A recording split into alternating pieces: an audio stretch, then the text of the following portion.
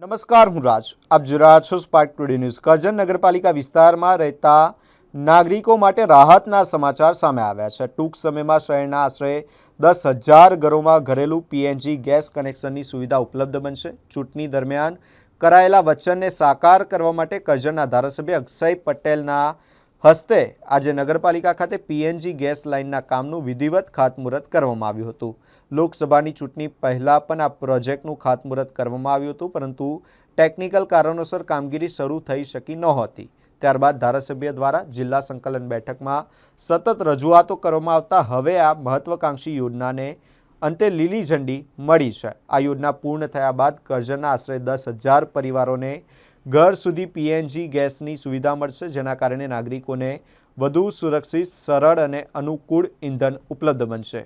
કાર્યક્રમમાં નગરપાલિકાના સભ્યો, ભાજપ સંગઠનના હોદ્દેદારો, પાલિકાના અધિકારીઓ અને કર્મચારીઓ ઉપસ્થિત રહ્યા હતા. આજરોજ કરજણ નગરપાલિકાને જે ઘણા વર્ષોથી એક માંગ હતી કે ઘરેલું ગેસ પાઇપલાઇન અહીંયા નાખવામાં આવે અને ઘરે ઘરે ગેસ કનેક્શન લોકોને ઉપલબ્ધ થાય, એ રીતે લોકોની લગભગ 4-5 વર્ષથી માંગણી હતી. અગાઉના જે નગરપાલિકાની અંદર જે બોડી હતી એમાં ઠરાવ પણ આપણે કરેલો. આ અગાઉ અમે લોકસભાની ચૂંટણી પહેલા એનું ખાતમુહૂર્ત પણ કરેલું, પરંતુ અનિવાર્ય સંજોગોને કારણે જે એજન્સી હતી એ આવી ના શકી અને એને કારણે ફરીથી રીટેન્ડર કરી અને આજે બીજી એજન્સી પાસે ટેન્ડર પ્રક્રિયા કરીને આજ રોજ કરજણ નગરપાલિકાના બિલ્ડિંગ પાસે આજે એનું ખાતમુહૂર્ત કરવામાં આવ્યું છે. લગભગ આ 10,000થી પણ વધારે કનેક્શનો કરજણ નગરને ગેસ પાઇપલાઇન દ્વારા આપવામાં આવશે. આ ગેસ લાઇનનો અંદાજિત ખર્ચો છે એ પાઇપલાઇન અને સબ લેબર સાથે બધા મળીને લગભગ 23 થી 24 કરોડના ખર્ચે આ ગેસ પાઇપલાઇન કરજણ નગરપાલિકાને આજે ઉપલબ્ધ થવા માટેનું આજે ખાતમુહૂર્ત કરવામાં આવ્યું છે.